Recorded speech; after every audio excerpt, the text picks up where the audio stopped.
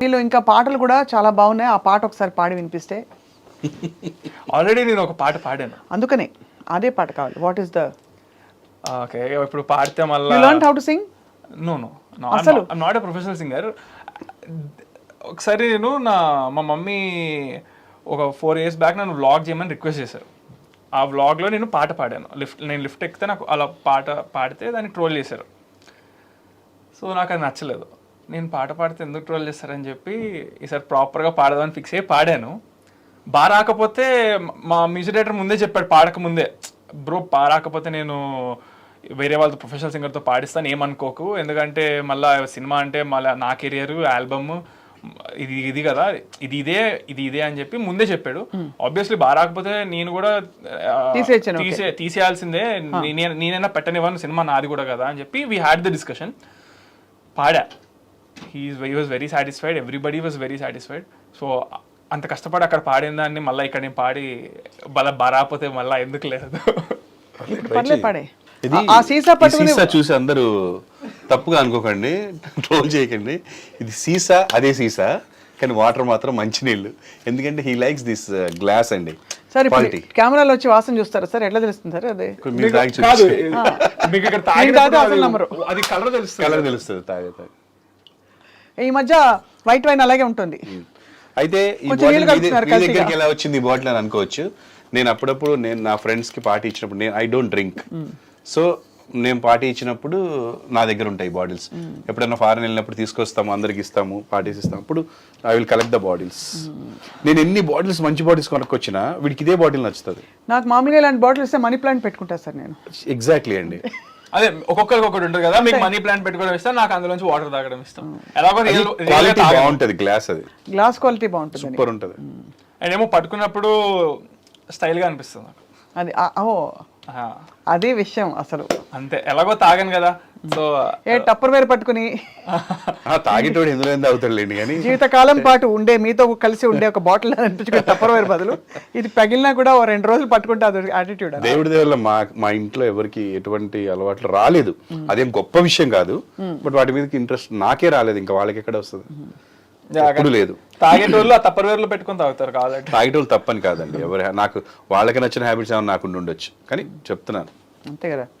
కానీ ఎనీవే అది క్లారిఫై అయిపోయింది కాబట్టి ఇప్పుడు చంద్రహాస్ ఒక పాట ఇప్పుడు వచ్చిందంటే అది అంతే కరెక్ట్ వస్తే కరెక్ట్ గా అంతేగా. అరే అమ్మాయిలు అబ్బాయిలు 1+1 అయితే మీకొచ్చిన ఇబ్బంది ఏంటంట? అరే పూలుంటే తుమ్మెదలు రాకుండా ఉంటాయా చెప్పండి, వాట్ ఈస్ ద రాంగ్ అండి?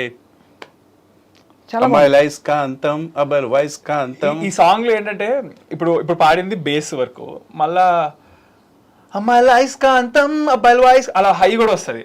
సో అది హై ఉంటది, మళ్ళా బేస్ ఉంటది. సో ఇప్పుడు అంత ఫ్లక్చుయేషన్ నేను కాన్సన్ట్రేట్ ముక్కలుగా పాడడం అంటే అక్కడ అంతే. కానీ ఇప్పుడు లాంచ్ చేసేటప్పుడు ప్రభాకర్ గారు మీరు బ్రాండ్ కూడా అర్థం చేసుకుంటారు కాబట్టి తన్నే సింగర్ గా తన్నే హీరోగా లాంచ్ చేస్తే డిస్ట్రాక్ట్ అవర్ ఆడియన్స్. నేను వద్దన్నానండి, ట్రై చేసిన తర్వాత చాలా బాగా వచ్చింది, విన్న తర్వాత. సో ఇది జనాలు విని కూడా అలాగే ఇప్పుడు ఆల్రెడీ రిలీజ్ అయిన సాంగ్ జనాలు ఫుల్ వెళ్ళిపోతుంది. సో అక్కడ ప్రూవ్ అయిపోయింది కదా మనకి. అలా అని రెగ్యులర్ గా పాడతారు అనుకోకండి, పాడాడు అంతే అనుకోకుండా. ఫస్ట్ సాంగ్ లాస్ట్ లో ఏంటి కేరళ ఆంటీ తోటి స్టోరీ? సినిమా చూడాలి, ఏముంటది ఏముంది, నువ్వేం చెప్పాడు నాకు రాకపోదు. 4 హీరోయిన్స్ అండి, ఒక ఆంటీ ఉంటది, ఆంటీతో పెళ్లి చేసుకోవాల్సి వస్తుంది ఇలా అని చెప్పి అంతవరకు చెప్పాను. ఓకే అంతే, పెళ్లి చేసుకోవాలి. ఇందులో లీక్ అయితే స్టోరీ పాడైపోయే సినిమా కాదండి, ఇట్స్ అ ఫన్ మూవీ. చూస్తున్న సేపు నవ్వు వస్తా ఉంటది మనకి, ఇడికి బాగైంది అనిపిస్తుంది, ఇడికి ఇట్లే అవ్వాలనిపిస్తుంది, అట్లా ఉంటది సినిమా. సో డాడీ గురించి అంతా తెలుసా? You know everything about your dad? పక్కాగా? పక్కా. Do you know about his history before he came to TV? Yeah somewhat. అంటే నీ పుట్టక ముందు నాకు తెలియదు, నీ పుట్టిన దగ్గర నుంచి తెలుసు. పుట్టిన దగ్గర నుంచి కాదు, అసలు మొత్తం అసలు టీవీకి రాకముందు ఎక్కడున్నారు తెలుసా? Police constable. అదే చెప్పి నేను ఫూల్ చేస్తూ వచ్చారు, తెలియని విషయం నేను చెప్తున్నాను. నేను జర్నలిస్ట్ని. ఓకే. డాడీ రా ఏజెంట్. ఓకే. ఏజెంట్ రమ్మంటే వెళ్ళాను ఒకసారి రా అని.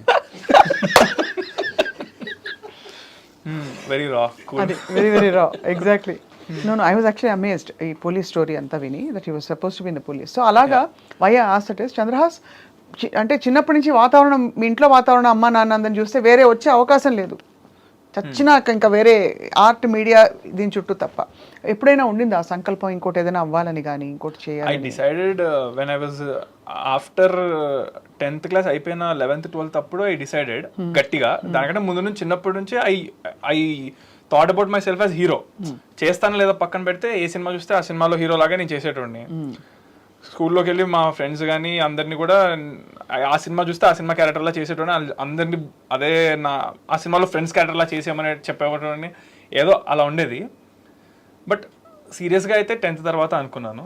దానికంటే ముందు స్పోర్ట్స్ చాలా బాగా ఆడుతుండే కాబట్టి మనం అథ్లెటిక్స్కి వెళ్దామేమో అలా అనుకున్నా. అథ్లెటిక్స్ అది బికాస్ జిమ్నాస్టిక్స్ వల్ల వచ్చిన gymnastics also later 11th 12th అప్పుడే స్టార్ట్ చేశాను. I used to play very good at long jump, high jump, running race and athletics. How tall are you? 6'2". అందుకనే ఇప్పుడు మరి హీరోయిన్ దొరకడం కష్టం నెక్స్ట్ సినిమా. ఎందుకు ప్రభాస్ గారు 6'2", ఆయనకి మంచిగా దొరుకుతున్నప్పుడు ప్రభాస్ రోల్ మోడలా? అదొక రోల్ మోడల్. అందరూ రోల్ మోడల్ లాగే తీసుకోండి, ఎందుకంటే ఎవరు హీరో చేసే హార్డ్ వర్క్ వాళ్ళది ఉంటుంది ఏ సినిమా చూసినా కానీ. సో ఎవరి దగ్గర నుంచి ఏమేమి తీసుకోగలుగుతానో అలా అందరి దగ్గర నుంచి తీసుకుంటాను. What's your next project after this? Ram Nagar Bunny. అయితే నేను 3 మూవీస్ నావి కంప్లీట్ చేసేస్తున్నా షూటింగ్. చెప్పారు డాడీ. సో దీని తర్వాత ఆ రెండిట్లోంచి ఒకటి రిలీజ్ కొంచెం ఇమీడియట్ గానే అవ్వచ్చు most probably.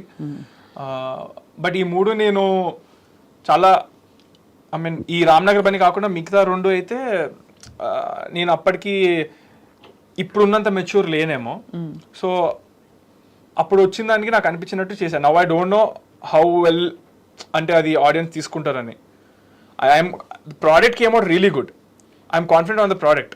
But story selection wise నాకు బుర్ర లేని టైంలో చూస్ చేసుకున్నాను. ఇప్పుడు బుర్ర ఉందా? ఇప్పుడు అంటే కొంచెం అంటే అలా కాదు నేను అడిగింది.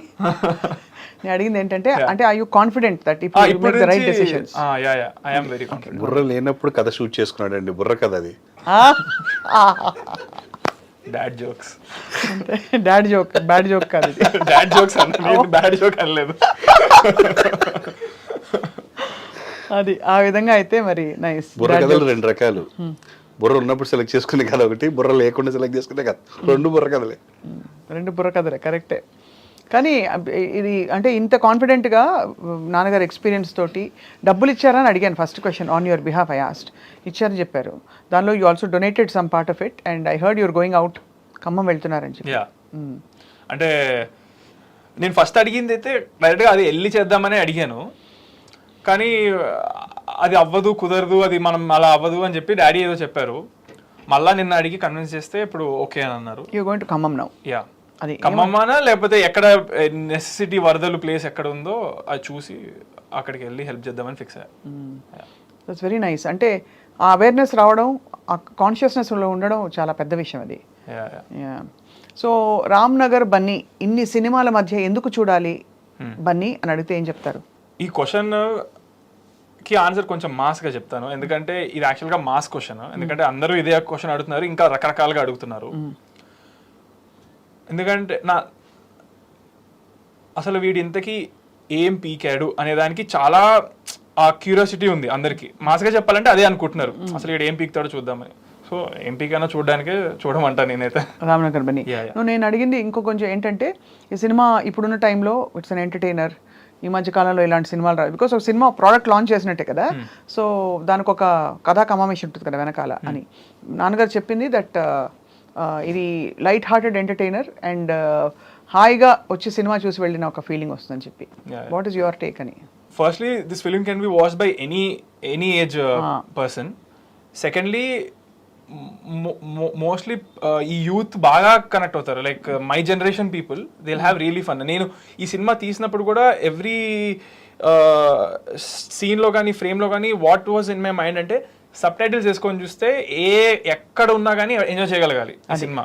అంటే ఇంగ్లీష్ వాళ్ళు హాలీవుడ్లో if people in the US watch it, other language people, other country people, they should be able to enjoy it అనేది మైండ్లో పెట్టుకొని చేశాను.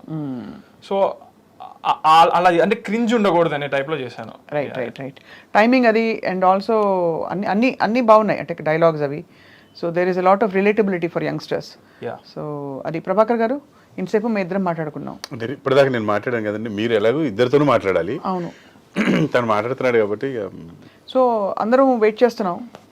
చాలా he's very down to earth and very real. లేదండి చాలా పడుకుంటాడు వీడు. ఏ యూ జోక్. Bad jokes. మీరు ఇందాక స్టాండప్ అంతా బెంచ్ అంటే ఆల్రెడీ కింద నిలబడుతున్నాడు, బెంచ్ నిలబడుతున్నాడు. ఇక్కడ నిలబడితే లైట్ తగులుతారు. నేను ఎక్స్పెక్ట్ చేయలే. You look taller in person, much taller. Both అండి. My daughter also 5'8". Oh, very good height.